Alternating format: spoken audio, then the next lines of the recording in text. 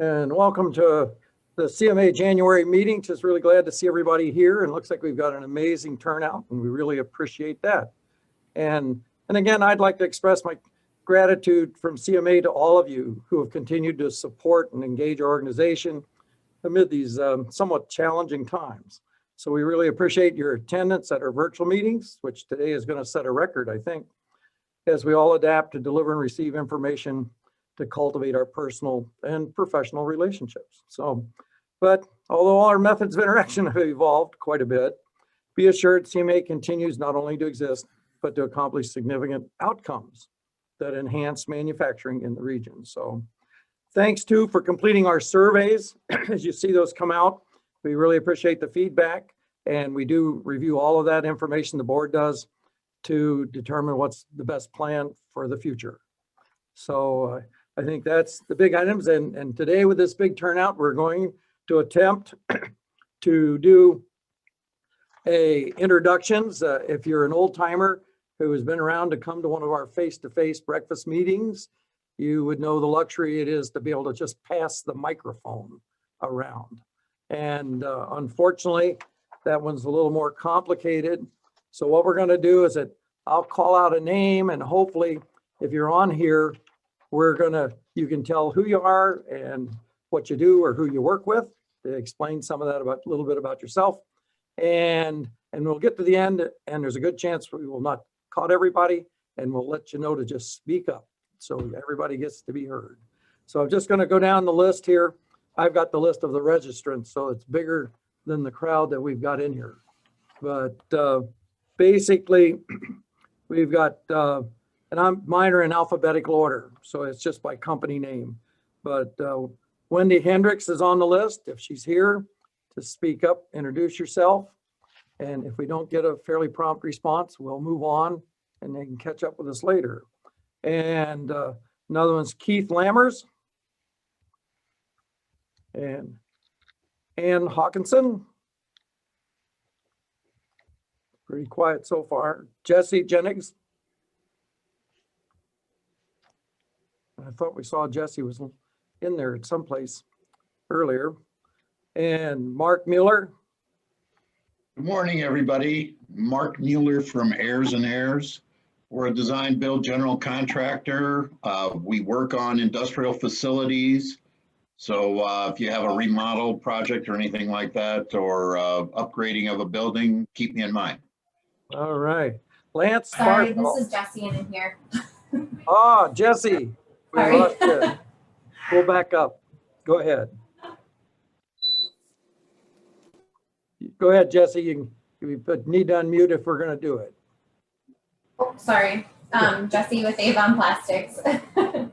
All right. And Lance Barthol.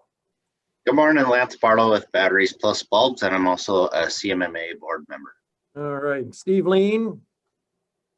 Hey, Steve Lean from Bergen KTV, also a CMMA board member. And then also a quick reminder too, you can, if you're clicked on the screen, you can hit the space bar temporarily and it'll unmute you. Ah, yes, the helpful hints. So Eric Reisinger. Good morning, Eric Reisinger from Bremer Bank. I'm a commercial banker, and Bremer Bank also offers insurance and 401k services. So just think of us.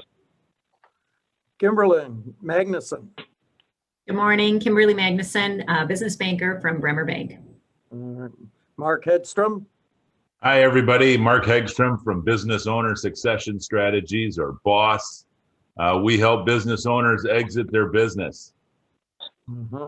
Kelly Talbert. Melissa Prozinski.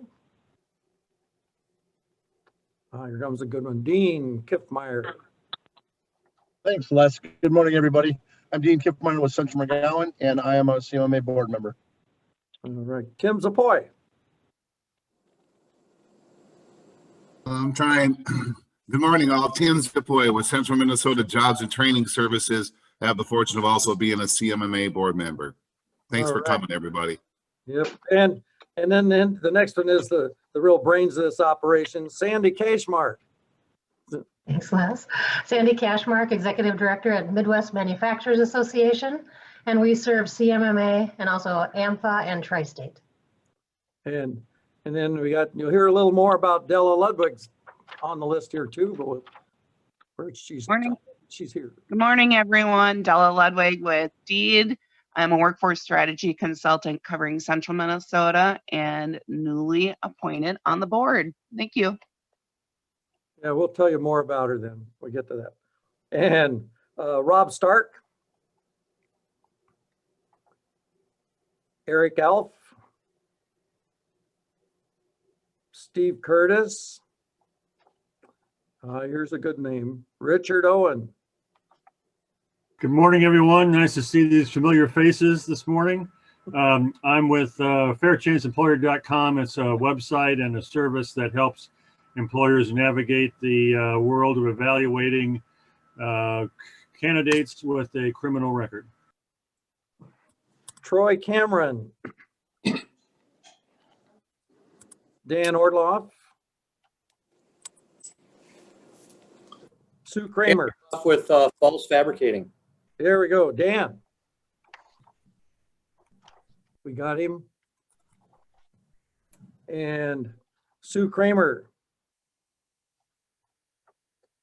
And we have Rick Fernstrom.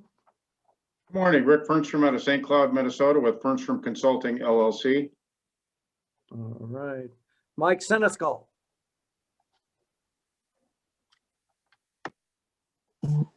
Jeremy Johnson.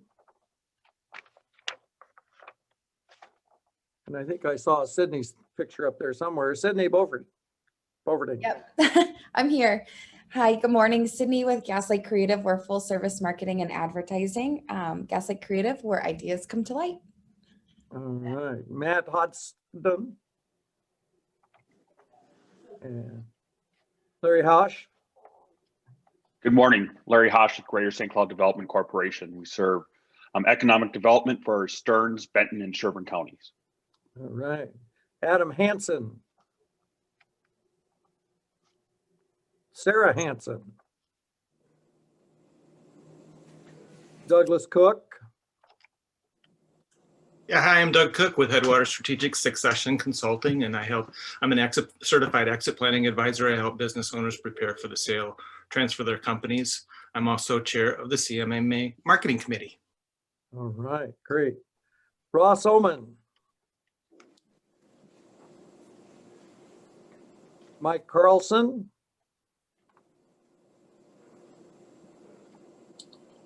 David Miller.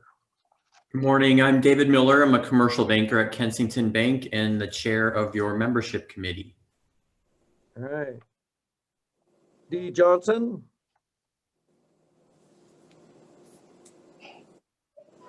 And Jack Pistoto. Jackie Bistodu, LV Carlson, we're CP and accounting firm. All right. Joe Wolf. Morning, everyone. Joe Wolf, Marsh McLennan out of Duluth. We're a risk management consulting company specializing in business insurance, HR consulting, and employee safety consulting. All right. Tim Barrett. Good morning, everyone. My name is Tim Barrett. I'm the trade and industry specialist for the Minnesota Department of Education. Mm-hmm. And Andrew Gruber. Hey, morning. I'm Andrew Gruber. I'm a commercial lender with Mid-Country Bank. Keith Gordon. Yeah, good morning, everyone. Also a commercial lender at Mid-Country Bank. All right. David Heyer. Good morning, everybody. David Heyer from Deed, the business development rep for the West Central region. Great. Jennifer Byers. Joe, did Jennifer show up there? Joe McDonald. Shortly. Kevin Zickert. And Joe LaRose. Hi, everybody. Joe LaRose, North Risk Partners, Apollo Insurance, if some of you know us by that, but commercial insurance, employee benefits, and bonding solutions. All right. Chad Gherkin. Good morning, everybody. Chad Gherkin from Northern Metal Products. Hey, glad to have you here.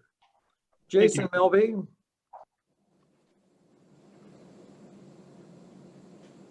Jordan Onan.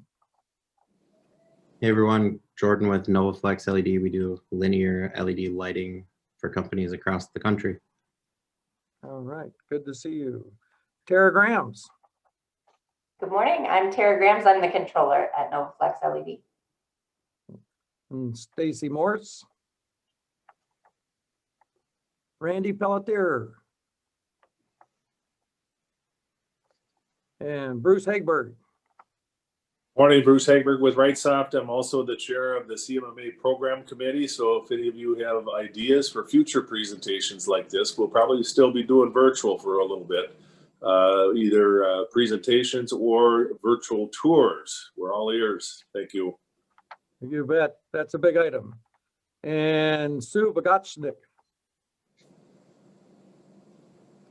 And here's one I know is here, Angie Brick. Good morning, Angie Brick from Chapter, and I'm also a CMMA board member.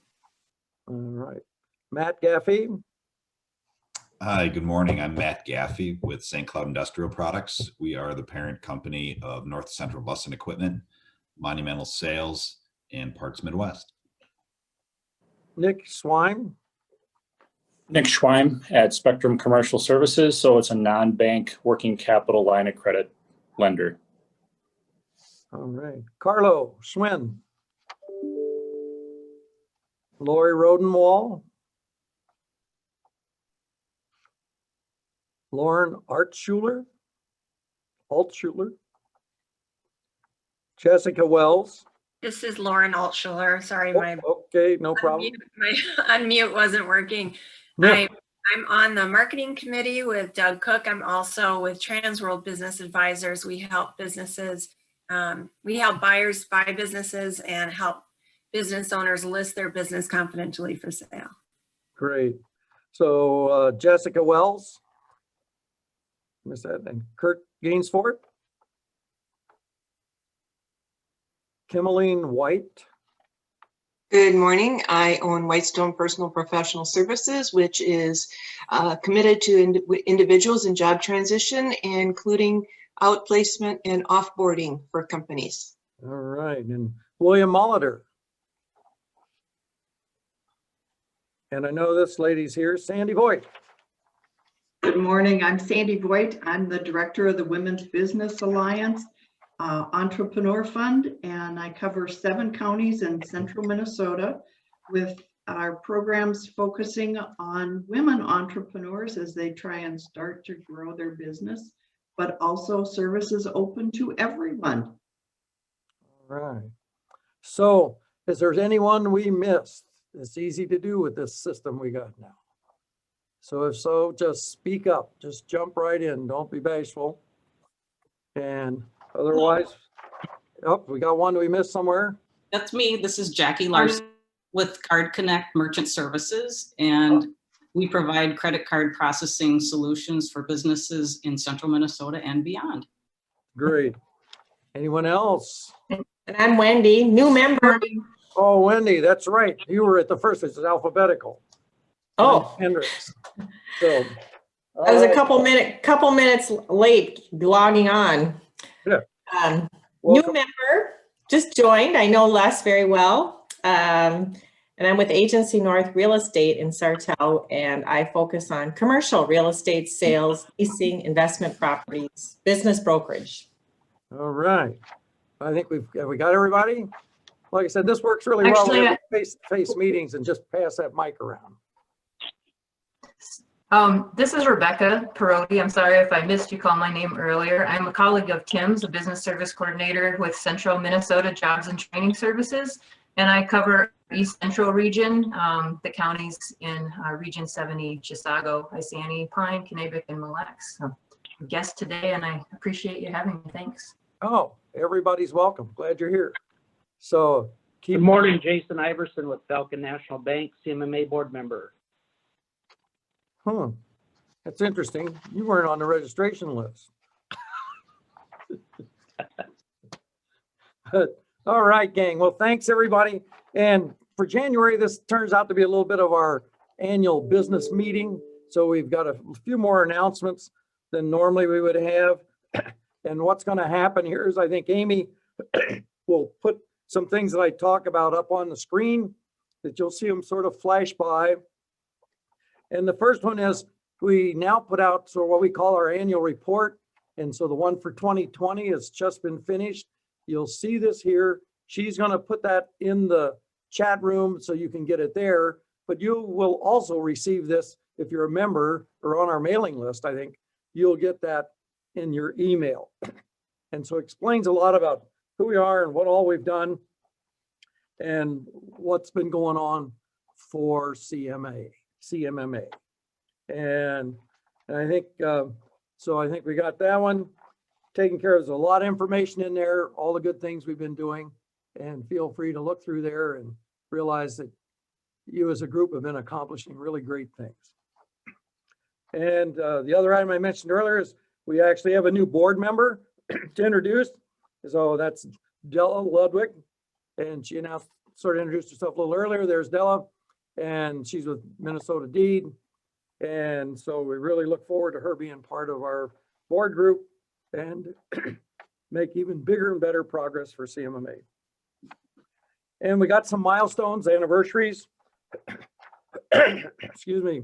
So there's some 5-year anniversaries, and DCI, Move All Trailer Company, SFM Mutual Insurance Company.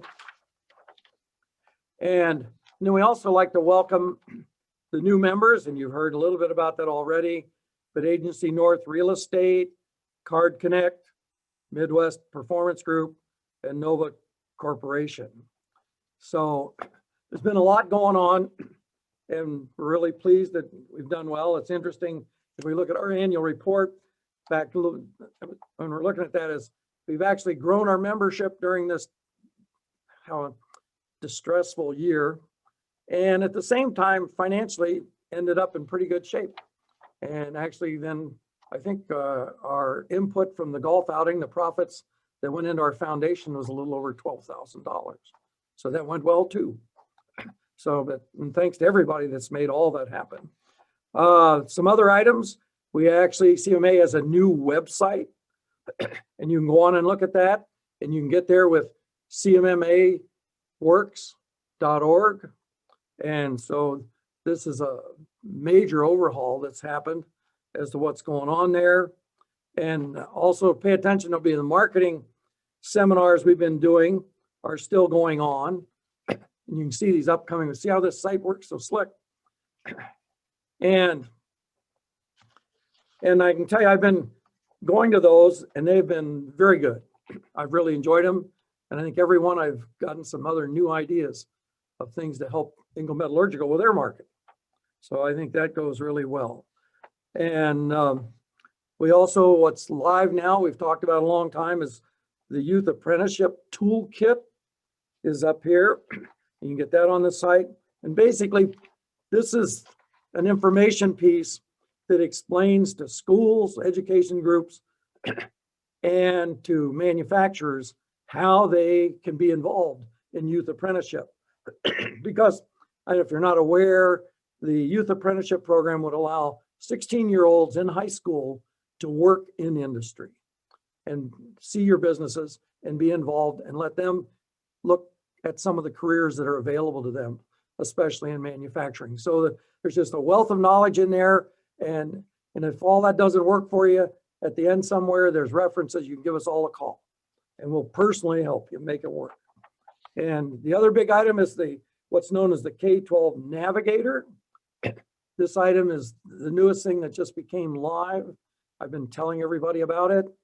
And for this, the tool allows educators, students, parents, they can go in and search this to look for manufacturing companies that would provide various opportunities. And you can see the list up there, activities, the speaker, tours, job shadowing, apprenticeship, whatever. And so you have the ability that they can go in and search that and find people that they'd like to set up a tour. And then what they'll get is, if you look at the one listing that's official in here is Ingle Metallurgical, is it gives you a contact name, phone numbers, a way to their website, and any other information they want to post about that company so that students can learn more. So, and now the big request for all the manufacturers.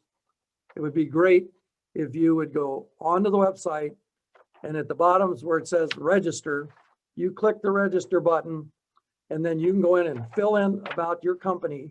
That'll get forwarded onto our office where it's reviewed and approved, and then it's uploaded into the system. So this whole system, for it to really have value and work, is that we have to get all the manufacturers to tell about their companies in there. And this is a great way to promote your company and really encourage young people to learn about careers in manufacturing. I think that's really a big thing. So I think we've pretty much got all our announcements done. And by the way, get ready. Amy's is the brains behind all this. Is we're going to do the breakouts. There'll be 2 breakout sessions, and she's got a whole scheme of how all that works. And for the first breakout session, we try to come up with questions that you can discuss amongst the 3-4 people you get connected with. More important, just meet the 3 or 4 people you get connected with. Have you found it more or less difficult to hire people compared to past years? And the idea is for people to sort of share any of their creative ideas. And when that 5 minutes is up, you'll be back. And then we'll start the second breakout with a new question. And I'm trusting Amy is about to push the button. I will push the button. One thing I want to add first, to make this more effective while you're in your rooms, a lot of you have done this, but just to update your profile name with your name and your company name, it's just 5 minutes. And when you're having fun, that goes fast. The first question will be, and I will also post this in your room once you get there. We try to make the questions relevant to the keynote topic, which today is King and Luke. So question number 1, you have 5 minutes and you'll be in a room with 3 or 4 people. Have you found it more or less difficult to hire people compared to past years? Please describe and share creative ideas. Have fun.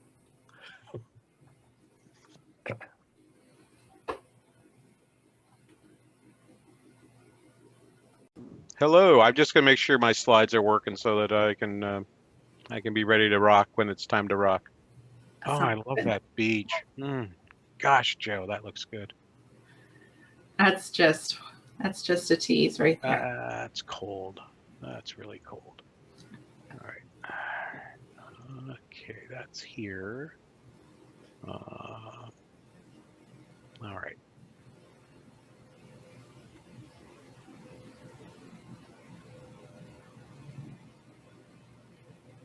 Welcome back. I expect in about 3 seconds our screens will be changing. That's good. Great attendance today. That's wonderful.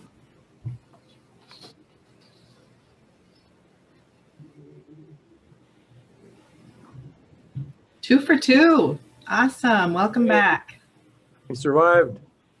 It's like we just got back from surgery. We're just waking up. Just waking up. That's all right. Now we're going to give you the big jolt. So ready, move on to the main presentation for today. So I'd like to welcome, we have the 2 keynote speakers and that are going to do this presentation. And as all of you know, the COVID recession has caused a lot of industries to move forward, but damaged others. And I mean, we're seeing a real mixed bag, I know, amongst our crowd. Many of our manufacturers are busier now than they've ever been. But, you know, what the recession looks like and what's going to happen to the businesses. And I mean, and this ties in, we see a lot of issues about supply chain issues. And of course, just as we were talking earlier, the labor supply is going on. So just all these changes. So basically what we're going to do is that Dean Banaian, he's going to discuss the history of recessions and why this one's different, what it means for manufacturing sector. And I should mention that King Banaian, he's the professor of Department of Economics and Dean of the School of Public Affairs at St. Cloud State University. So he holds a PhD in economics from the Claremont Graduate School. He has consulted at central banks and ministries of finance in several developing countries. He's also the author of 2 books and over 50 articles discussing monetary policy and political economy, as well as an occasional paper on the economics of sports. That could be interesting. The former state representative of St. Cloud, he's also the co-author of the St. Cloud Quarterly Business Report and hosts a radio program in Minneapolis. Our other speaker to work together with King is Luke Greiner. He's the Minnesota Department of Employment and Economic Development's regional analyst for Central and Southwestern Minnesota. So Luke analyzes the greater Minnesota economy and job market, industry trends, workforce availability, and hiring demand. So he has a bachelor's degree in management from Park University in Parkville, Missouri. And if you're looking to get data, Luke is the guy you call. He's got it all. So I think we're ready to go here. Amy. Excellent. Can you hear me, Les? Yes, sir. It's working. All right. So I'm going to attempt to share my content. Let's see. If you just want to let me know when you see the opening slide. You're running. All right. Fantastic.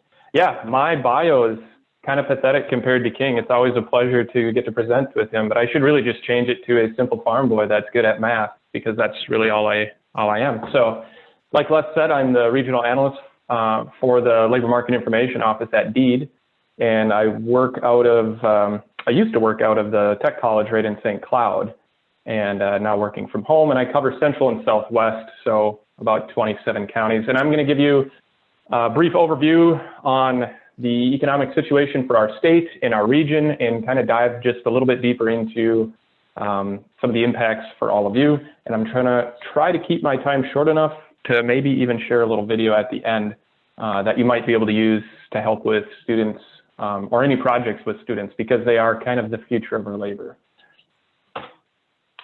So our unemployment rate has been dropping, and while this seems pretty like a pretty positive thing, it's dropping entirely because of people are leaving our labor force. So your unemployment rate is a formula of both folks in that are unemployed and employed, and we're declining both of those. So it's not necessarily the way you want to decrease your unemployment rate. We had peaked at a record rate in May, almost 10%. We don't seasonally adjust any sub-state areas. So if we look at St. Cloud, the MSA, which is Stearns and Benton counties combined, is about 4.7% compared to 4.6% for the state. That's unadjusted. In St. Cloud, we also have fewer workers than we did a year ago. So it's likely that we're experiencing the same effect where our unemployment rate is declining due to folks leaving the labor force. Our state lost about 50,000 jobs in December, which erased all the gains we had made from August through October. So we basically, in the state, lost jobs in March and April, and beginning in May, we had been clawing back those jobs. And then when COVID spiked again in the fall and resulted in more executive orders, that wiped out a lot of our jobs that we had gained back, and we saw spikes again in unemployment insurance claims and all that jazz. So it's you know, kind of 2 steps forward and 1 step back here with the jobs. You know, we lost almost 400,000 jobs from February through April of 2020, and we've gained about 36% of those jobs back. Private sector's regained a little bit better than the public sector, and Minnesota is underperforming the nation in terms of over-the-year job losses. So over December, Minnesota's down about 8% in employment compared to last year, and the nation is down 6% compared to the previous December. This chart right here, and the King will probably go much more into detail on the recessions here, but the recessions are highlighted. We officially entered a recession in February. That's when our employment started declining, which is interesting. You know, you have to meet certain benchmarks to actually start a recession. But if you remember back to last February, which feels like about 20 years ago now, you know, the whole pandemic, COVID-19, all that was, I don't even know if I knew what it was. People are still making jokes about it being the coronavirus, you know, and being hungover and stuff. I mean, it just wasn't in anybody's purview. Yet our employment had already started to dip last February. And if we look in our state to see, the impact on employment in different industries across our state, that's what the bar chart right here shows. In red is our most recent, our current recession, and then the blue is the Great Recession. And what's interesting is you can see that some industries that were spared in the last recession are not this recession, such as healthcare. You can see the huge adjustment in basically 3 industries, other services, which includes like spas, salons, places like that, accommodation and food services, and arts, entertainment, and recreation. Those are really bearing the brunt of this recession. And manufacturing is one of the few that's actually coming out of this much better than the previous recession. Those 3 industries that are bearing the burden, if you will, they individually, they don't add up to a huge share of our economy, but in aggregate, that's about 13% of our jobs in central Minnesota. And it's primarily in that accommodation and food services industry. That's, these are the industries that I'm most concerned about, long-term viability and establishment deaths. What happens when these establishments go under and never come back and that employment is gone. If we look statewide, our most recent data to show our employment change was the 3rd quarter of 2020. So comparing the 3rd quarter of 2019 to the 3rd quarter of 2020, we can see how job losses stack out. And it's about across the board, right? We have a little bit of gain in ag, forestry and fishing, that's basically the ag sector there. And you can see the huge losses in accommodation and food services. Our state has roughly 61,000 fewer jobs than we did the previous 3rd quarter. Manufacturing, even though they had done good, it's doing comparatively better than the Great Recession, still massive employment decline in manufacturing, about 20,000 fewer jobs.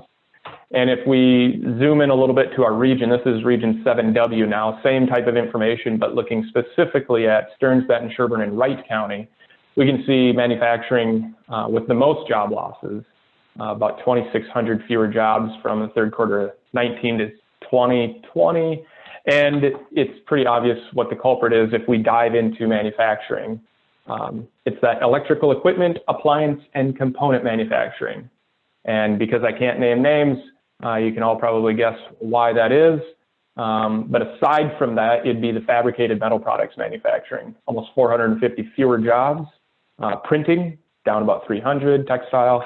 So this is what manufacturing looks like in our area. Again, for the 4-county area, comparing just employment from the 3rd quarter of 2019 to the 3rd quarter of 2020. Now, moving on to unemployment insurance.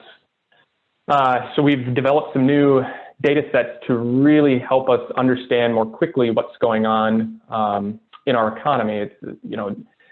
Everything's happened so much quicker with this recession. It's just staggering, and the data that we used to use just didn't work. So we developed some new data on unemployment insurance, and I'll walk you through this. On the top here with all those vertical bars, that is daily applicants.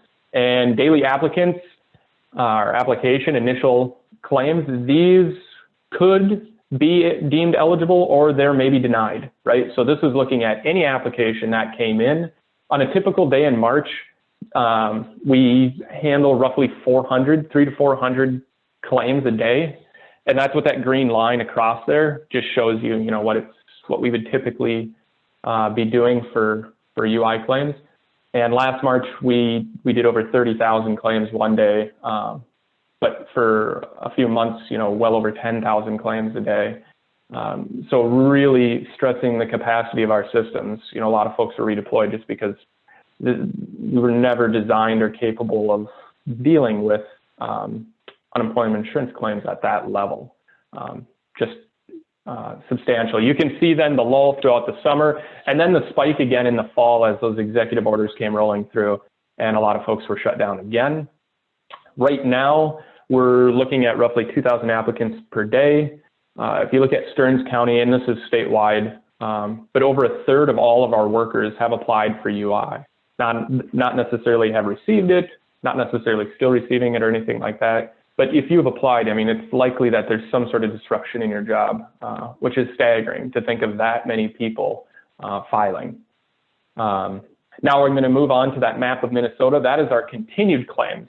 So these are claims that are actually being paid out.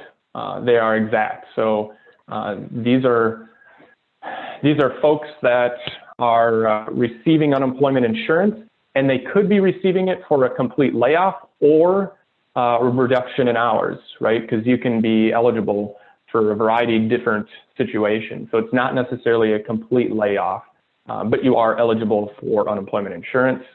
And we're looking at the week ending, it was 2 weeks ago, I guess, is our most recent data that we have here. We have roughly 2.3 times more workers receiving benefits this December than last December in our region, which would be that Stearns, Benton, Sherburne, and Wright. You can see that on the right there, that blue chart. Again, this is continued claims. So it's similar, it's the same type of data that map is, and it's just monthly here, looking all the way back through the previous Decembers. And then you can see just how many more folks are receiving unemployment insurance this year than even the Great Recession. And a lot of that is due to changes in unemployment insurance eligibility and flexibility in filing. So many more people were eligible for unemployment insurance than what is typical. Also, work search requirements were relaxed. You know, typically to be eligible for unemployment insurance, you have to be looking for work, and that was no longer the case during the pandemic. Now, I also wanted to show you how this looks if we break it down by occupation. So when you file for unemployment insurance, you're asked a series of questions. Some of them are related to demographics, you know, what you do for a job, what type of industry you work in. Do you plan on going back? You know, do you think this is a permanent layoff or is it temporary? So from that information, which is completed by the applicant, so there could be a bit of error. And there's an unknown category here I didn't include just because it's not real helpful, but I wanted to show you the breakdown on the types of occupations. And when Amy and Les and I had talked yesterday, you know, they were talking about, you know, basically redeploying. How can we maximize this untapped labor that's been laid off? Well, kind of the first step is identifying who's laid off. And that is really what this table explains. So you can see construction there with the most amount of claims, and these are continued claims again, so they are they're eligible, and this is what was paid out, the amount of claims that were paid out 2 weeks ago. So you can see construction there with a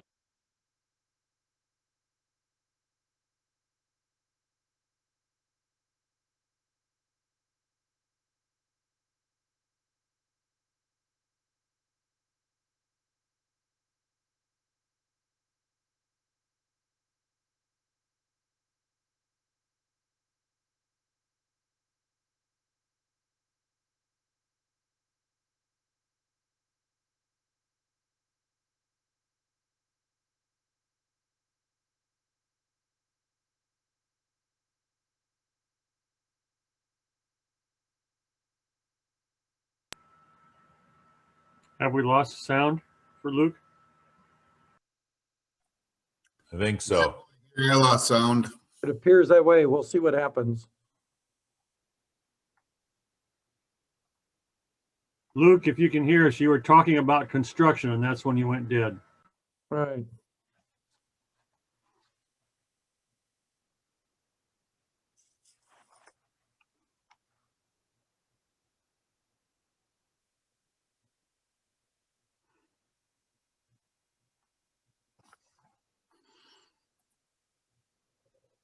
Maybe he has to get back on the call. Yeah, I'm not sure. He's in the waiting room. Someone has to let him in. This is Amy. We should be, please stand by. It should just be about just a couple seconds.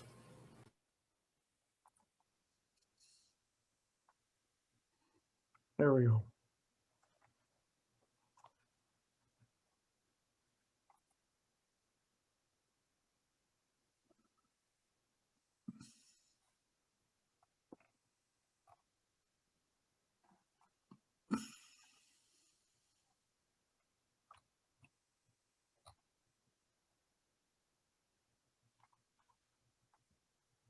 Les, I wonder if we should talk about your birthday. Uh-oh. Who's starting this? Is that Amy? No. Somebody else. Some of You my, only turned 25 once. right. I went by that 3 times now. It's, I don't know. Yeah, we have to do the soft shoe music here. But he should be, Amy, getting him hooked back up.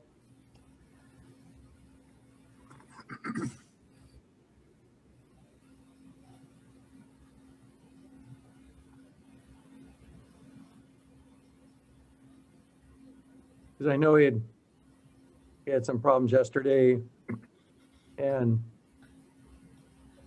the other technique was he called back on the phone. While I can fumble a little bit, Amy, if you want. Okay, is this Della? Yeah, this is All right. Della. While you So do that, I'll get in touch with him.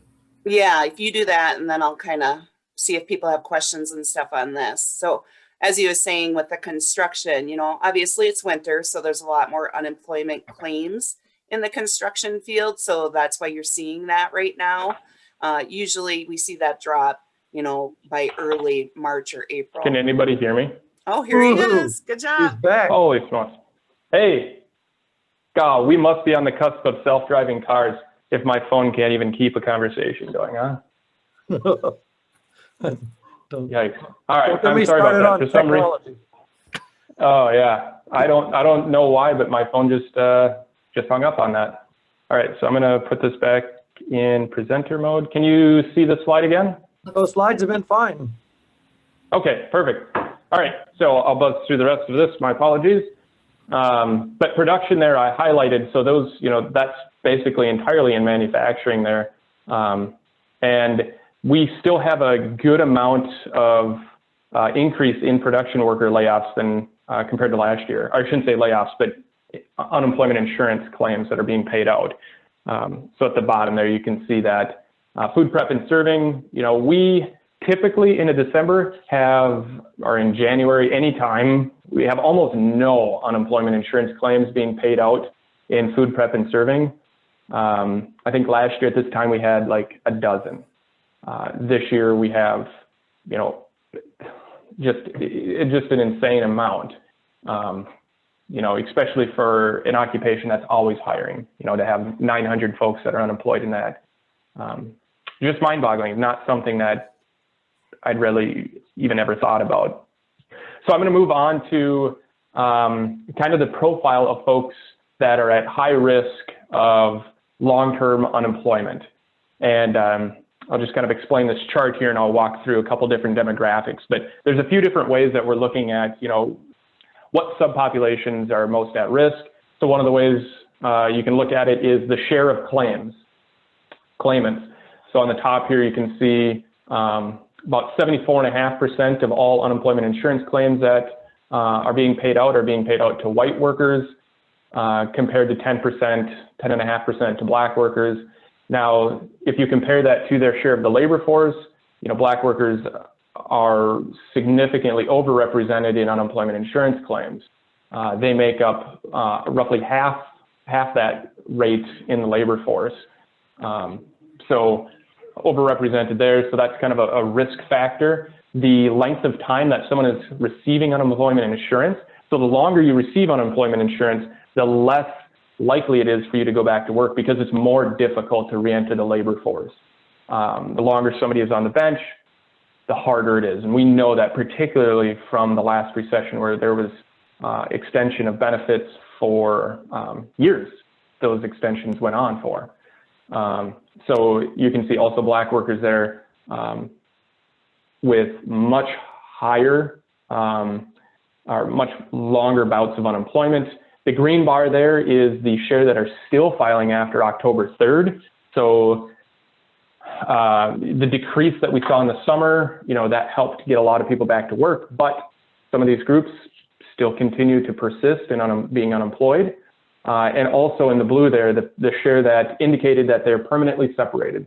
And again, if you're permanently separated, obviously not going back to that same job, so have to re-enter the job market in some other capacity, maybe the same occupation, different employer, something like that, but obviously more challenging than just being called back to work. So, we can see here some of the minority races, much higher risk. If we look at it by education, you can see that lower education poses much higher risk here, except for, you can see it's kind of odd, but some of the share that's permanently separated, that's pretty evenly distributed among the different types of education. Workers with a disability, substantially more at risk, just much more likely to be continued filing, much more likely to be permanently separated, much longer bouts of unemployment. And also, if you look at this by age, you can see that our oldest workers are, experiencing longer bouts, more persistent, and more likely to be permanently separated, but that makes up a very small share of our actual claims. So while their risk of long-term unemployment is high, the odds of them being unemployed is relatively low. This really impacts younger workers significantly more. And a lot of this just comes down to where you work and what you do. So these are the top occupations, the top 65 that have the longest prolonged unemployment. And it really kind of shows you, it really makes sense intuitively that this is all about what you do. And that is why this is impacting minorities at much higher rates, is because they are disproportionately working in service occupations. And these service occupations were shut down, right? Executive orders shutting these down. Same thing with, think about the type of workers that work at fast food restaurants. Much more likely to be a minority, much more likely to be lower educated, much more likely to be younger. All those things stack up. And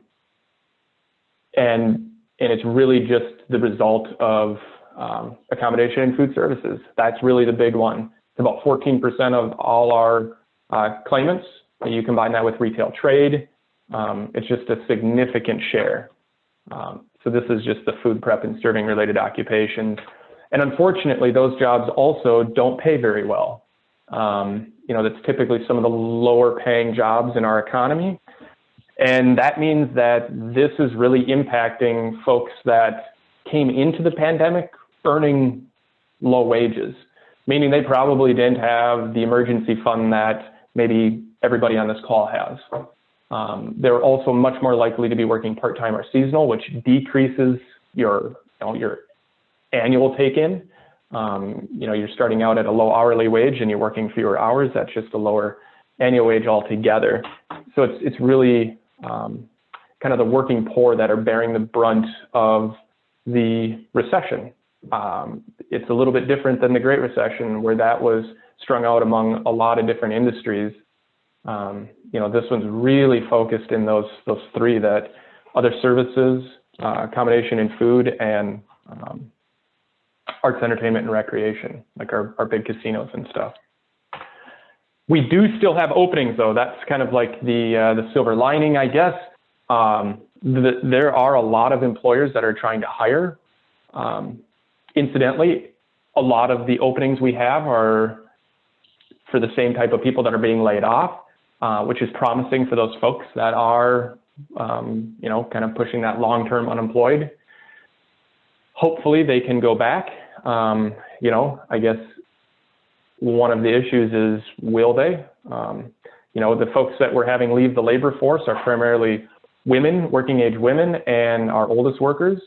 And if you think about working age women, a lot of them are taking care, they're typically the primary caretaker for children and aging adults. And you kind of have to ask yourself, will they come back? This is also causing huge disruption in our childcare systems, adding massive amounts of volatility, while long-term, our demand is still there. Short-term, demand has kind of fallen out as people stayed home, kept their kids home. So how do we keep our childcare centers operating through some of this volatility? Now, the last thing I'm going to leave on is a new resource that we have for businesses looking to engage students. You know, this is designed for students to use, but it's also really excellent for businesses to have as part of their knowledge portfolio. And I'll have the link here in the next page, but it shows you the most demanded occupations. That's what this chart is showing, just kind of ranking you in demand here. And you can filter it by different career clusters. So on the right side, you can see I filtered it to central Minnesota and looking specifically at manufacturing. And it'll just kind of quick and dirty give you what are the most demanded occupations, what's the average annual or the median annual wage, and how many jobs are there in that. Jobs meaning employment, not openings. And then we also have a whole new page dedicated to kind of the path to workforce success, primarily geared for students, but this would be phenomenal information to share with your parents, because parents, we know, are the primary influence in students' career and education decision-making. And if we think about how the pandemic is exacerbating retirements, and if our older workers are going to come back or not, it's much more likely that you'll be hiring a younger person than an older person if those folks don't come back. So probably more emphasis should be put on helping students understand their opportunities rather than less. And there's a super nifty video that we worked on with the Southwest Service Cooperative, but it's kind of a statewide video that shows you, just kind of explains how to make these decisions to a student. So I thank you very much for your time. I think we're going to take questions at the end, and I'm sure I went way over because of my, my little snafu here.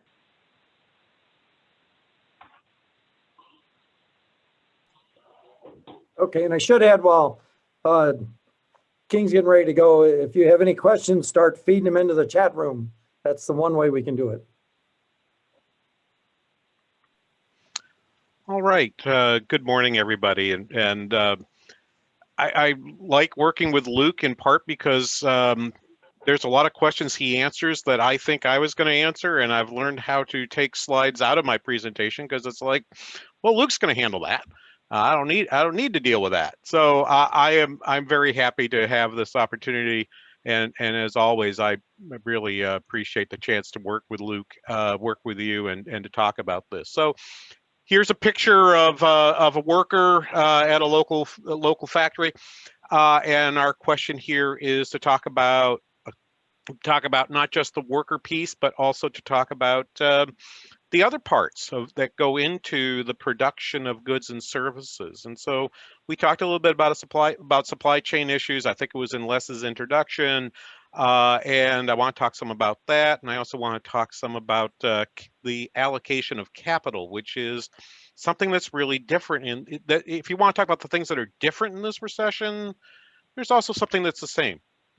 Capital in this recession has turned out to be misallocated, but it's misallocated in a way that, whereas in the great financial crisis, we could kind of see it coming, this one we probably just really did not. So let's start at the beginning. If I start, we just got the fourth quarter GDP numbers out.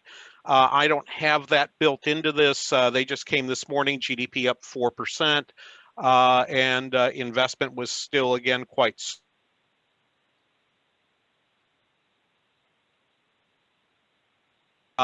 down, but only a fraction of a percent between December 2019 and December 2020.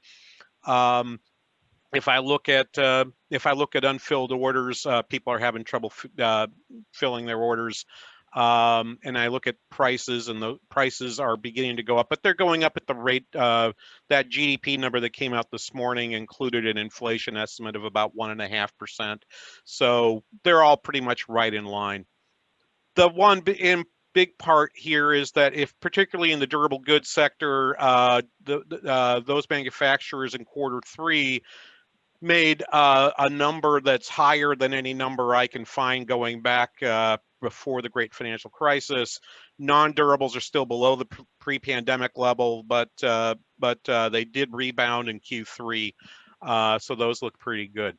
So I want to talk about a few things. First of all, I want to talk about a supply chain. And my favorite supply chain graphic is this one here. This is a 737 MAX. When a couple of those ended up unexpectedly coming out of the sky, that's my phrase for crashing, that impacted a supply chain that stretched around the world. These are all the various parts that go into making a Boeing 737 MAX and the places where they're made. And you can see that it's a global piece. So while we think of it impacting largely a single factory in Denton, Washington, it actually had impacts around the world. And that it's an illustration for me. Any one of those places that's in trouble causes an issue for many other places as well. I was listening this morning to a broadcast from somebody with the new Biden administration talking about the latest issue in terms of their supply chain management. They believe part of their issue with the vaccine is that they need a different type of syringe. I'm forgetting the exact name of it, but it basically has less waste in it at the bottom of the syringe after you give an injection. There's a little bit of the vaccine in there that gets tossed. If you have less of that, that allows the vial to actually give us an extra dose. They're actually ordering and taking priority to get tons of those doses. So supply chain issues are huge in this area. And the reason we talk about supply chains is because a lot of what's in the goods and services that you produce are intermediate inputs. So if you're making durable goods, the value added, in other words, what happens in your factory, if you're manufacturing a durable good, is about 40% of the value. The rest of it is intermediate inputs that you bought from someplace else and are built into the cost of the product you're selling. For non-durables, it's about 2/3. And you can see that's different than in the construction sector. That's different than what's in the healthcare sector. Supply chains matter more for the production of goods than for the production of services. Healthcare is just one I can look at and get a pretty good comparison to, and also looking at the construction sector. That amount of that you're outsourcing, those are percentages along the left-hand column. You can see, depending on what you produce, your material costs and seeing how much the material costs. If you're making motor vehicles, so if you think about a New Flyer, about 70% of their price of their product is built in from the cost of the material inputs they're putting in. There's also services you're purchasing from other places, and they also get put into the cost, but it's a lot less. So if you're going to think about what's happening in manufacturing in this recession, and again, Luke has done a nice job of telling you already, particularly looking at employment, how different manufacturing has been. One thing that's been extraordinarily different has been the disruption to the supply chain. And let me show you a few examples of that. Here's the most recent information on the movement of goods along rail car loads and then rail intermodal containers, which is still, I think, perhaps one of the greatest inventions of the 20th century is the container. The container that goes on the back of a tractor trailer that moves through places and can be just put onto a train in one place and taken off the train and delivered the last mile. You can see that rail car loads are still running a little bit below. That's not too much. I mean, look at the scale on that number there. And then the similar scale, not identical, on the other side for rail intermodal.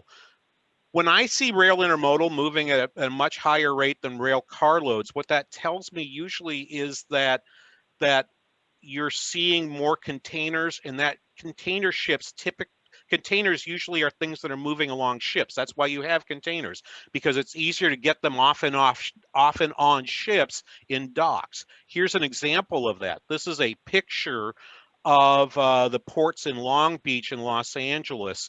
And each dot on that map is a ship that's either in, at berth in a dock at one of the two ports, or those that are waiting at anchor. Means they're waiting to get in. Those are the dots that are out in the ocean. And this is from a specific day, and you can see that there are lots of container ships that are waiting to get unloaded. While they're waiting, you sitting at the other end, waiting for your material to come from, and this is obviously, since it's Los Angeles and Long Beach, these are ships coming out of Asia for the most part from China. You're waiting for that stuff, for your things to get in, and you're having productivity slowdowns. And you can even see that happening when we have this massive increase in demand. You'll see an increase in prices, and here's two examples. The Baltic Dry Index is a well-known transportation sector measure of the cost of shipping goods from place to place. Look at the dramatic increase that it takes in June and July as the economy begins to open back up and people are able to go out and spend.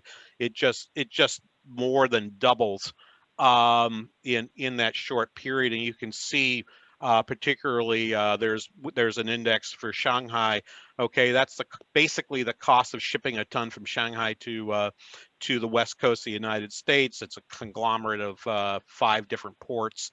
Less than $1,000 in May and June, and now that price is up nearly to $3,000. So that price is almost tripled in about 6 months. Let me turn to, I'm watching my time, but be sure you have enough time to ask a question or two. Let me turn to a little bit of the St. Cloud focus, because I wanted to be concentrated on this. So Luke's done a nice job, and I asked him to go first because I wanted him to talk about the wages and supplement piece. In GDP in the St. Cloud area, okay, total GDP is about, in current dollars, is about $11 billion. About $1.5 to $2 billion of that goes away through taxes to federal, state, and local government. That leaves this remainder here.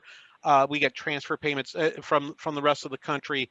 That leaves the rest. Wages and supplements are 78%, and of the remaining money, that $1.8 billion, that's the surplus that gets built in. And if I drill down and just look at manufacturing, of the $7.2 billion of GDP produced in St. Cloud in 2019, manufacturing represents over $1 billion of it.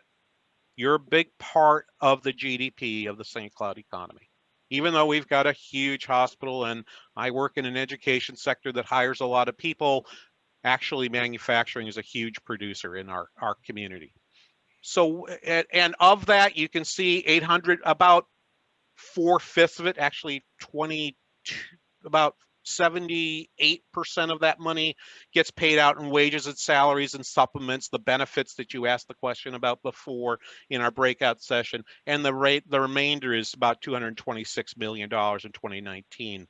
That covers things just like interest income, it covers rent, it covers proprietor income, it covers all of these things.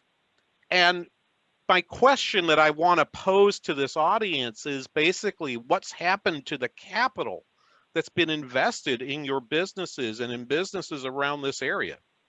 Okay, it really depends on what you put your capital in. If you happen to be a manufacturer of bicycles, well, I know because I took up biking this summer because, you know, I needed something to do outside. It was damn hard to find a bike. They were flying off shelves like nobody's business. On the other hand, if you were a person in the business of making sound systems for concerts for bands, you had a lot of extra inventory on the shelf because there's no demand for that stuff right now. You pretty much can't get together and play in many places. And if I look at where we've had investment recently, take a look at this chart. This is all of the bigger projects in the city of St. Cloud that have happened between 2017 and 2020. This is data from the St. Cloud Economic Development Authority. Full disclosure, I'm chair of the EDA board and have been for the last 4 years. So you can see you've got about, these are 97 projects that I've laid out here for you and categorize them according to where that investment happened. You are the lighter blue chunk here, about $23 million invested in industrial production facilities over the last 4 years in the city of St. Cloud. Those investments, by and large, I suspect, will turn out to be pretty good return on investment. Indeed, some folks will be like, man, I got my extra capacity in place just in time because I'm doing a lot of work right now. Hopefully the supply chain doesn't hurt you. But think about this piece over here. You're in the office business, okay? How many of you folks are working from home, right? Suppose I'm in the retail sector. What's happening here? What is happening over here in the area of services? That would be like anything from building a new gas station to a nail salon, which I know Luke has talked about, those personal services. If you built a place to house 5 tanning beds, guess what? That's pretty stranded investment right now. So we wonder about that, and we wonder when will we find the cure. So here's the hope. Coming fairly fast. This is from the Good Judgment super forecasting project, and that super forecasting project shows that by May 31 we'll have 100 million people. We'll have vaccine distributed out to vaccinate 100 million people. I think things are coming. They're just not. We want them to go faster, but you can only do so much. I'm going to blow pretty much past this slide a little bit, but you can see as you try to lay things out. This is from KPMG economics, and as well as the Good Forecasting Project. We really think that the leisure and hospitality sector only picks up pace in the second half of 2019. Let me show you one more thing, and I just found this yesterday, but I was very fascinated in this. When do businesses think that they're going to be coming back? When we were working last spring, and you remember being asked this was a census survey. This is a U.S. Census survey of businesses done in cooperation with the CDC. Back in April and May, those first surveys said, hey, we think we're going to be back in 2 months, 3 months, 4 months, 6 months. Well, it's now 10 months later. And for many places, they're not back. So if you look at that dark blue bar and see where we are now, we've got more people now saying, we're not going to be back for 6 months or more, saying that in January. So I think there's more realism. I think people are making pretty informed decisions about how they're investing right now. If I just drill down looking at Minnesota manufacturers and say, when will you return to normal? 25% say, hey, there's been no effect. Everything's turned out all right. But 18% say it's been 4 to 6 months, 4 to 6 months before things return to normal, and 42% think it's more than 6 months until they return to normal. So we asked this question at our December quarterly business report review, and what we found at that time was we asked people that came to our review. This would have been the third week of December, third Thursday in December, and we asked them, when do you expect to take the vaccine? 64% said, as soon as I can get it. You want to do a good deed for everybody? Tell your folks, tell your workers, tell your friends. We only get out of this when everyone takes the vaccine. Encourage them to take the vaccine. It's important. Okay, so I just want to highlight this one piece, question 4 right here for you. So let me close by just saying to you, finding workers is hard. That's certainly true, and I think Luke's explained all that to you. Secondly, supply chains have become distorted so that we've got increased shipping costs as part of the adjustment process. And the thing that I'm looking at, which is different, in the great financial crisis, the capital investment that was stranded, that looked like it was really bad for us, was the housing sector. Now we're going to see different types of things, including some places in commercial real estate. They're going to be difficult for people to figure out, how do I use this space now in a post-COVID world? And that's going to be a question, that's going to be kind of a key question, I believe, for 2021. So with that, I'm going to stop sharing my slides, and I'm going to thank you.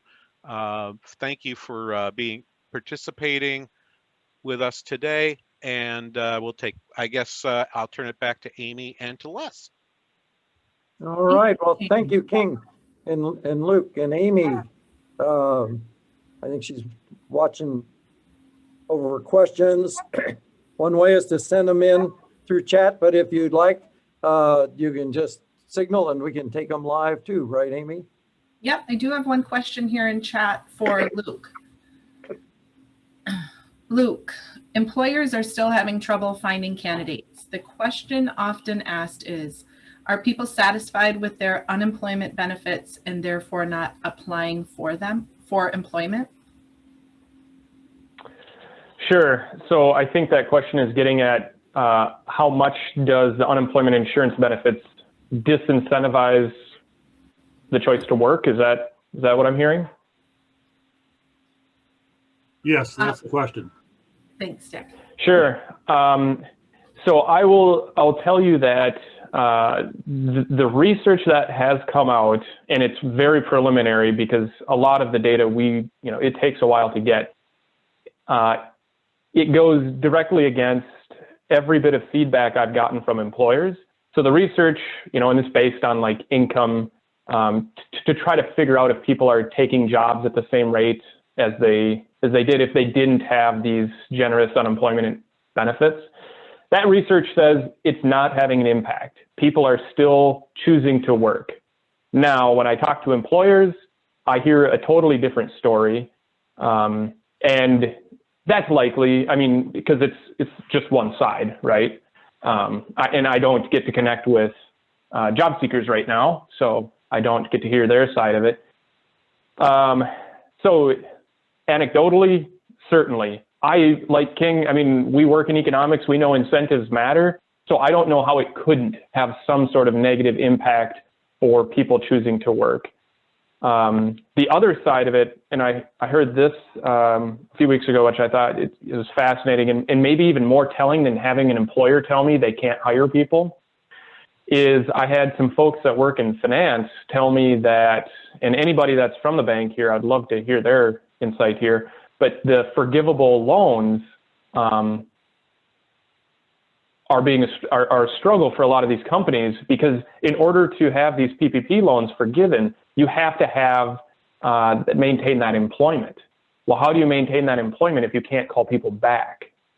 So, that to me is probably a bit less biased than hearing it directly from an employer, but it makes me wonder, is that really going to be an issue, or is it just a few people's perceptions,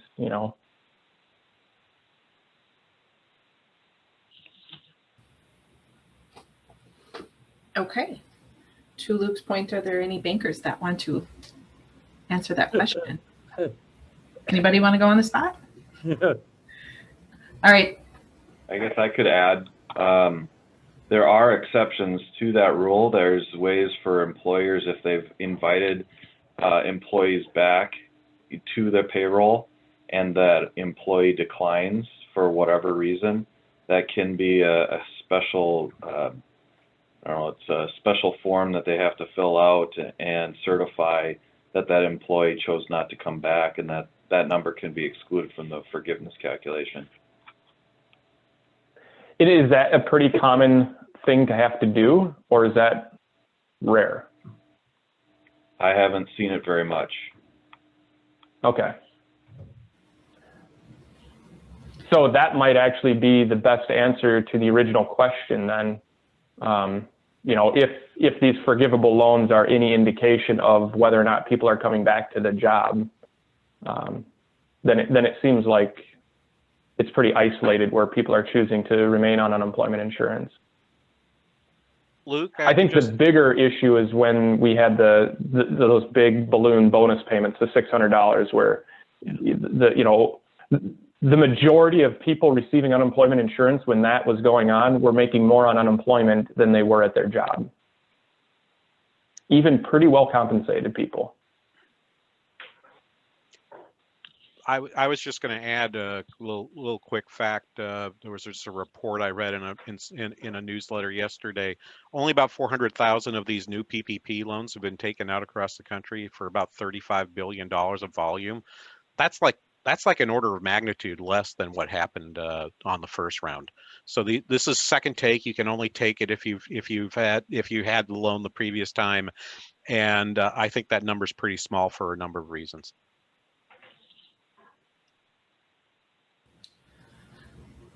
Okay, I have another question here for Luke and King. Do you see all of the economic activity in Minnesota eventually moving into the Twin Cities? What's the future of greater Minnesota versus the metro area? Wow, that, you know, like at this point, at least, greater Minnesota fared much better than the Twin Cities, because the Twin Cities is loaded up on the industries that were hit hardest. You know,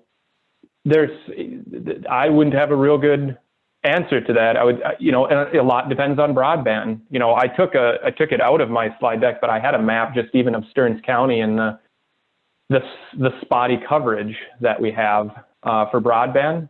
But that, you know, as that is now being elevated in importance, that will help a lot of companies remain or locate to greater Minnesota. King, you might have more. Yeah, Luke, and this is a great question. In my mind, one of the major issues, I think you put your finger on one of the major issues. Just here at the university, when we sent all our students to learn remotely, we had to give them lots of different things. We had to give them hotspots. We had to loan out. We've got students trying to do 5 courses online with a cell phone, and probably not the newest model. And so in some cases we needed to offer them a loaner,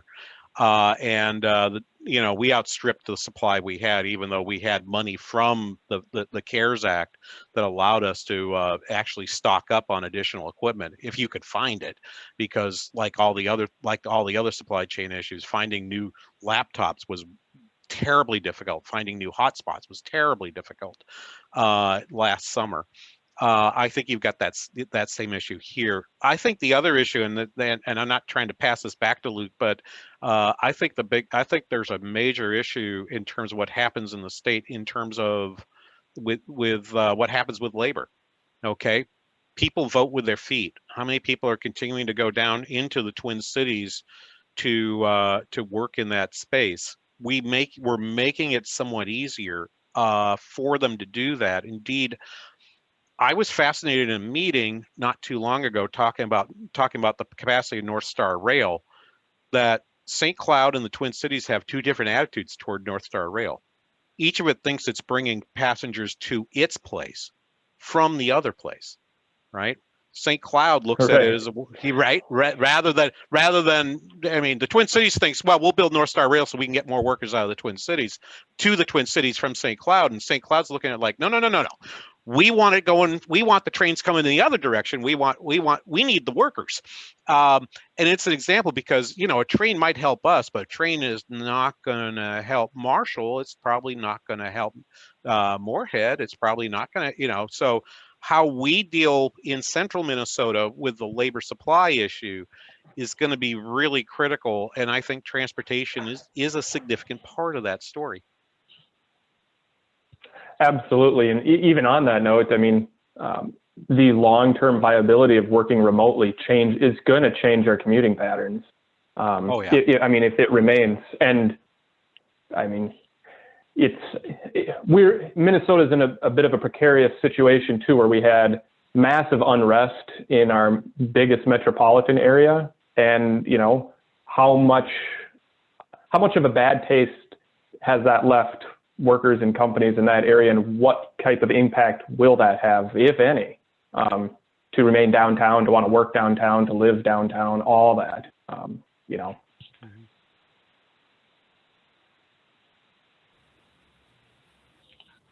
Great, thank you, Luke and King. Any final questions for Luke and King today?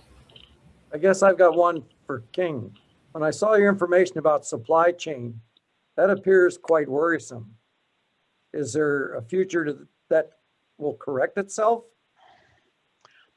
Well, I think there's two issues here. There's the issue that what happened really, I think, for a lot of manufacturers, Les, is that they decided to sort of specialize. We're going to have one supply chain that's going to build everything just in time, and it's all going to work out with that one supplier. I think what's likely to happen now is if you're a manufacturer and there's a key component to what you're producing, you're probably not going to want just one supplier anymore. You're going to want to diversify yourself to have a couple, 2, 3, 4 suppliers. That sounds great, but all those parts still have to work. It has to not matter which supplier you're getting the delivery from. And it means that you're not going to be buying as much volume. So chances are your per unit cost is going to rise. I think there are a number, I think this reorienting is going to be important. I think where it might help, particularly here in central Minnesota, is that it might cause some reshoring of some of the intermediate inputs, rather than buying them from international and having to rely on a supply chain that you now understand can be really disrupted. You might start thinking about, maybe I need to build that parts manufacturer closer to me, and maybe they'll start coming back into the US.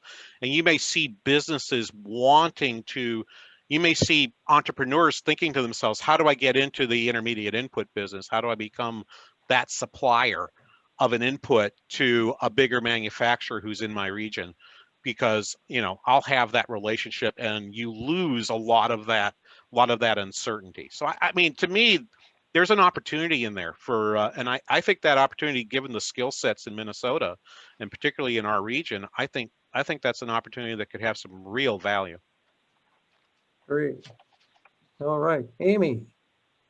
Les. We're ready to go. All right, good. Well, I hope everyone is able to stay on and catch a quick look into Craft here. Les will do the introduction for Steve at Craft. So our tour for today, Craft is an industry-leading supplier of prototype metal parts for customers in the agriculture, power sports, aerospace, defense, oil, fluid power, and a number of businesses. So they've been in business since 1982. They make custom cast and machine components, as well as parts machined from stock materials. So using today's most common alloys and materials. So they have in-house tooling, casting, machining, secondary services. So they really serve as a one-stop shop for customers, especially for prototyping needs. And they also provide tooling solutions for the metal casting industry and a lot of other forming industries and processes.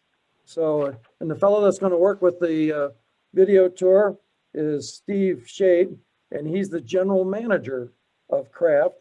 He received his BS in manufacturing engineering from the University of Wisconsin-Stout, and he's held positions of manufacturing, inside sales engineer at Smith Foundry, business manager at Polaris, project manager at Craft Pattern Mold, and is currently the general manager at Craft.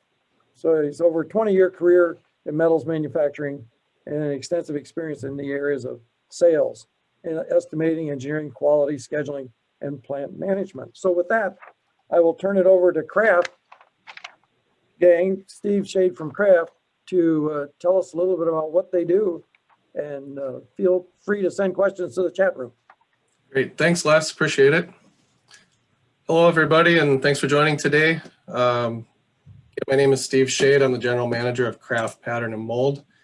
We are a contract manufacturer located in Montrose, just west of Delano on Highway 12. We started as a pattern shop in the early 80s and have evolved into what we are today, which is still a pattern and tooling shop, but we also get involved heavily in prototypes. We'll talk a little bit more about that today. Originally, we were located in Maple Plain. We relocated to the current facility in Montrose in 2012 after outgrowing that facility.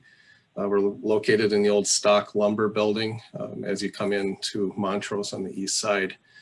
The facility is about 54,000 square feet under roof. Picture you're seeing there, the main building houses our pouring and foundry molding operations, as well as our machining and engineering and management. The smaller building up at around 10 or 11 o'clock in the picture is our ferrous melting operation. That's a separate building facility for cleanliness reasons. And the building towards the front of the property is our warehousing facility. What I'd like to do is start off the presentation today with a couple of videos. The first one giving an overview of who we are. It's a couple minutes long, not too long. Gives a little history and background who we are. And the second video will talk a little bit more about the processes we work with and some of the materials.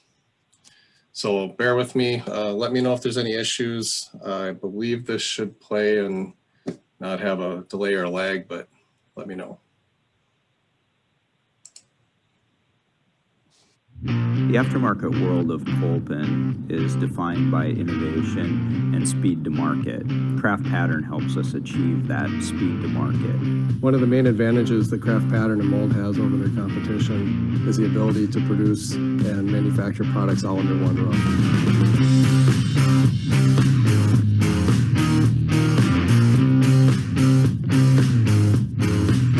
I'm sitting here inside of Polaris's industrial design department, where all the new products start for our entire company.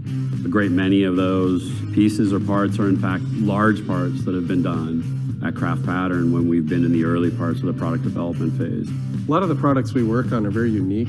They're not long-term, long-running production jobs that are set up to run millions of widgets. We're running one-off pieces, maybe tools that are for very special applications or new industries that haven't been developed yet. One of the core things with crafts, what we find is very valuable, is our background is in tooling and design. So we can help a customer that starts out with a napkin drawing or something that's halfway finished. We can take it to a manufacturing level where we can add draft, establish how it's going to be manufactured so it's ready to go for production. We've used Tony with Polaris and all of the Polaris sub-brands, including Indian, Victory Motorcycle, Razors, Rangers, you name it. Craft's been a part of the prototyping phase, mainly due to his consistency, speed to market, and absolute reliability. The work that we do at Craft is primarily driven by our clients and our customers' needs. We expect lots of flexibility and speed from them, and we always get that. We expect a high degree of surface finish or part quality, and we always get that as well. So it's a really great partnership for us. I mean, we would look anywhere all over the United States to be able to find a company like that. Craft Pattern's been an amazing partner for us. They've adapted their processes to the needs of us as a customer. As our customers started demanding more and more out of our prototype products, finished machine products, that drove the development and implementation of other processes and machine capabilities such as 4 and 5 axis. We manufacture plastic prototypes utilizing a variety of production processes, namely injection molding, thermoforming, fiberglass, and cast urethanes. Craft's always up for a new challenge. Even if they've never tried it before, they'll give it a shot. If a customer needs us to get into a certain line of work or a certain development of a certain process, we're willing to do that. I think we're a great example of how far you can push them. We ask them to do things where we all have to sit there and brainstorm, like, how the hell are we going to do this? And they've been able to use new technologies for various things that have allowed us to get really great results. We've got a very successful relationship with Craft Pattern. We look forward to using them more in the future. I've kept Craft engaged as I've changed roles within Polaris Industries to the various brands because I trust them.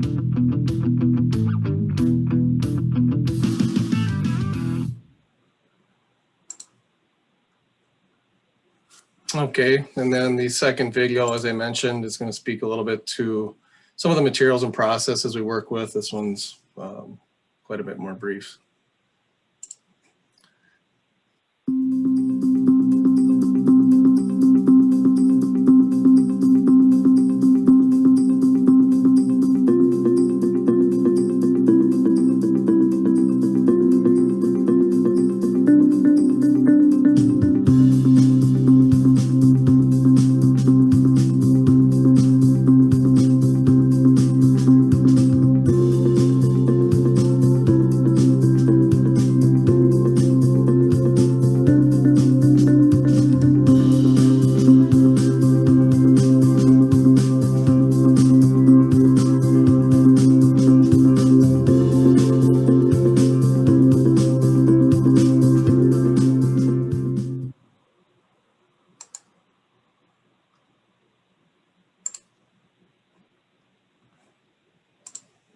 Okay, and speaking a little bit more to what we do here at Craft. So we have about 25 employees, and they're spread among several different departments, one being design and engineering, where we design our tools for prototype and production tooling for customers.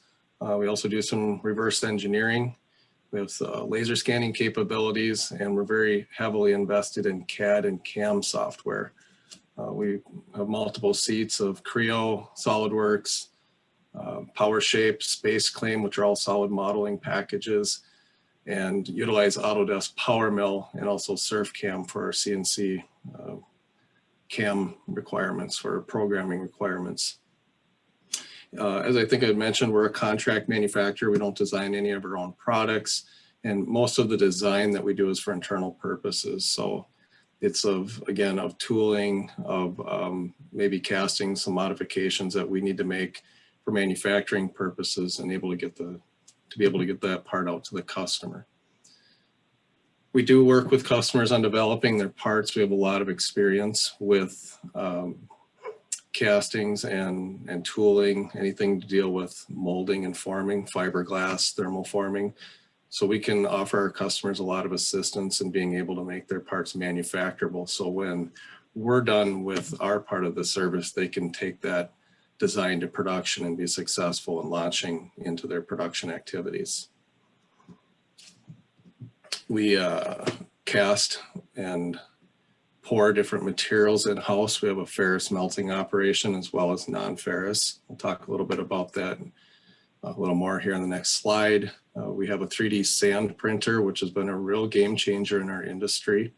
It's afforded us the ability to offer our customers toolingless options, where we can go directly from digital to a printed mold and metal within a matter of a couple of days, not a week or two. We have CNC machining. We secondary machine most of the parts that we supply our customers, and we also machine parts out of solid materials, billet, and stock. Any commercial available alloy we can generally handle. We also offer balancing services for rotating parts and also secondary processing through a network of vendors that we have locally in the Twin Cities area. That's usually in the form of painters or platers, chem film, anodizers, things like that. And we offer NDT inspection and certification of the products and materials that we sell.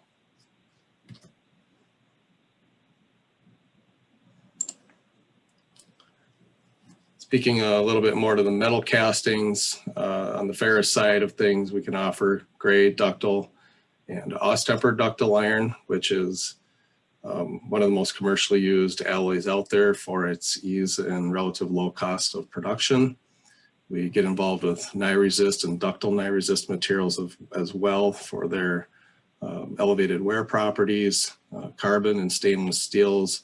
And from a non-ferrous side, we can pour zinc materials and also 200 and 300 series alloys aluminum. We have a spectrometer on site. We validate all chemistries with each heat. We're a batch melting operation, so each heat is formulated specific to a specification or a customer's requirements. That's very customized and doesn't really play well in a production setting, but in our prototype environment, it's very advantageous for us to give the customer what they want. We also pour test bars with each heat, and those are sent out to be separately pulled by a third-party independent lab for verification of mechanical properties.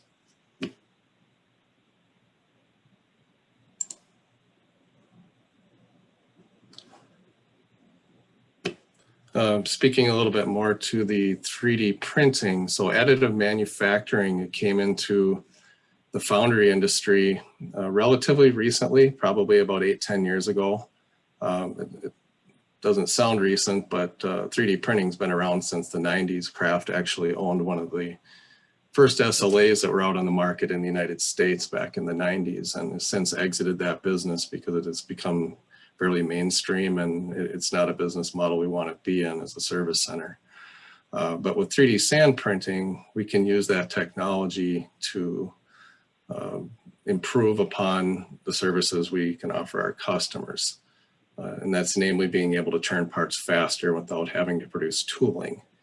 Obviously, there's a cost associated with 3D printing, and that offsets some of the savings that are realized by not having to make a tool. But in general, for lower volumes, complex parts and parts needed to be churned in a matter of days, it's a very competitive option. I've got another video here showing the machine in action and how it's used. I will play through that and then talk a little bit more about how that technology works.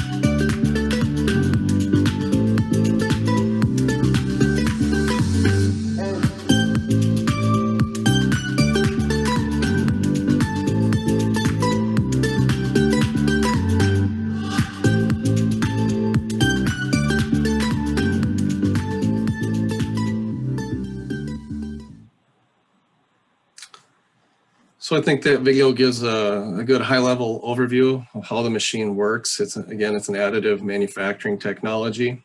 The machine we have is made by X1 out of Pennsylvania. It's the S-Max, which is one of their larger print bed platforms with a build size of about 6 foot by 3 foot by 3, 70 by 39 by 27.5 inches to be exact. So with each build box, we can print molds and cores up to that size for use in the sand casting. We utilize a 2-part resin system in the machine. It's the commercial resin that's used in other chemically bonded sand molding processes. So it's a commercially available material. It's friendly. It's very well known performance characteristics of it. The binder, it's a binder and a catalyst. The binder is premixed with the sand. That sand is deposited on the build bed in a thin layer of about 8 thousandths thick, 0.2 millimeters. Then a precision print head sweeps over that bed and applies the activator that solidifies the material in the select areas that are required to form that mold or core. And then the recorder comes across the bed and applies another thin layer of sand, and the process repeats itself. At 8 thousandths thick layers and a 27.5 inch tall bed, you do the math, that's about 3,500 times that process repeats itself in order to build a complete box, to have a complete print. That'll take anywhere from about 10 to 12 hours and is really a function of software and the technology of the machine. As these machines advance, that's getting shorter and shorter all the time. So it's becoming more and more cost effective as the next generations keep coming out. So at 10 to 12 hour build time, we could conceivably receive a file and prints of a part from a customer this morning, work on the design and the development of the mold and mold components, the cores this afternoon, load those digital files into the machine this evening, come in tomorrow morning, extract those cores and molds, clean them up, put them together and pour metal into them by tomorrow afternoon. So you're talking less than 48 hours to have parts in metal from having a 3D file. Again, that's very fast and that's a game changer. And these are production grade materials. They're not 3D printed metal parts, although that technology is coming along. This is materials that are certified to ASTM and customer specifications.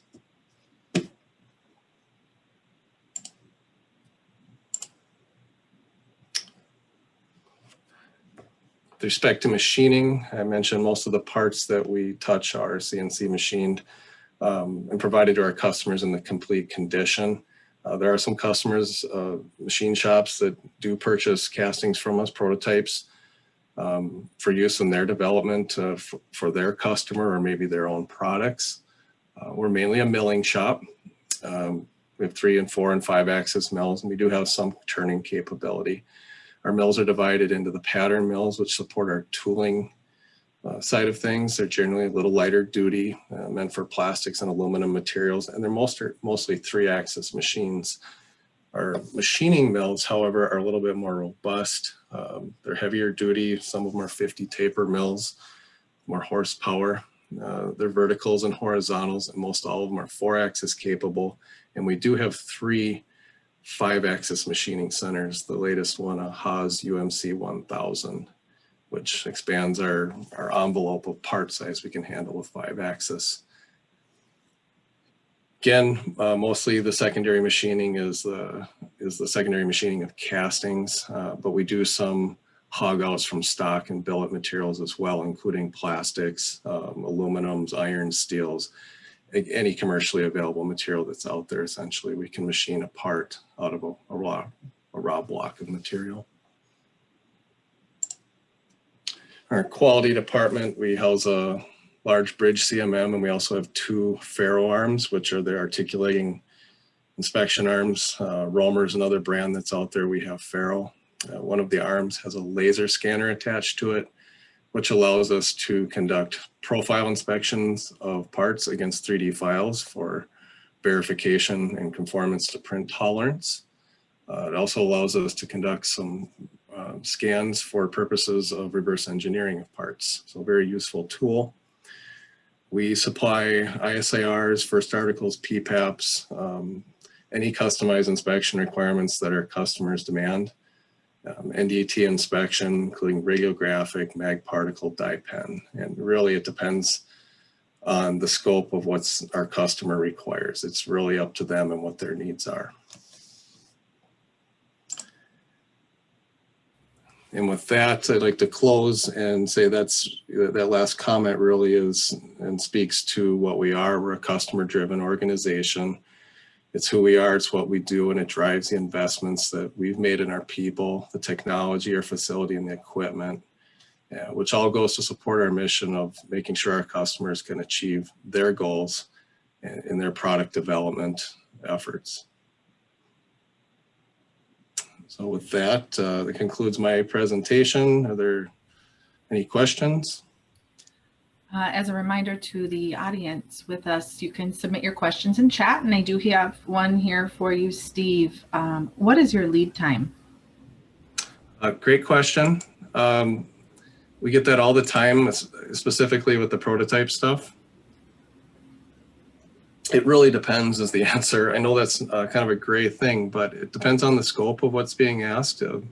If a customer is looking for a part machine from stock and it's readily available material, fairly simple geometry, it could be a matter of a couple days. If it's a complex casting that needs machining with tight tolerances, requires some special tooling, that might be 3 to 4 weeks. If it's a larger part on top of it, you might be into the 5 to 6 weeks for a part delivered complete to your dock. So that's very typical of the lead times we're working with in this development and prototyping business. Thank you. How many parts or castings can you make off a tool? For the most part, the tools we manufacture either made out of polyurethane foam board or Ren board as it's commonly called. Ren is a brand. For the larger tools, we can also use some perfect plank and wood materials to help lower the cost. And generally speaking, tooling can produce several hundred parts off of it for the average tool, and some that are less complex with a flat parting that don't maybe have as many components to the tool, we might be able to get even more than that out of it. Which really lends the tooling to serve as a bridge production option rather, in cases where maybe a production supplier has not ramped up yet or there's a delay in that activity. Thank you. One more question here in chat. How big a part can you make? So on the ferrous side of things, one thing to consider, we can melt, half metric ton, for like gray and ductile iron. but there's yield that comes into play. We need risers and gigging to feed it. So that would drive the largest part that we could typically cast to around 900 pounds, maybe 1,000 for gray iron. On the aluminum side of things, the limit's about 150 to 200 pounds. So the size of the part in terms of X, Y, and Z, the volume of it, that's really unlimited. We've made castings that are 12 feet long, and we've made stuff that's smaller than your pinky. Great. Any other questions from the audience? Okay, Les. All right. Well, I really want to thank King and Luke and Steve, all three, for doing a great job, and really appreciate them being with us. And I really want to thank everybody else for sticking with us. Appreciate we're a little over time, a few technical difficulties, but with Zoom, it seems to be normal. And so I really want to thank you for being here. And our presenters, I think, will still be online as everybody leaves. If you have a special question, if you want to hang on, why, you can visit with them. And if you're logging off, just have a great week. And just remember, you need at least 3 gratitudes every day. Take care, gang.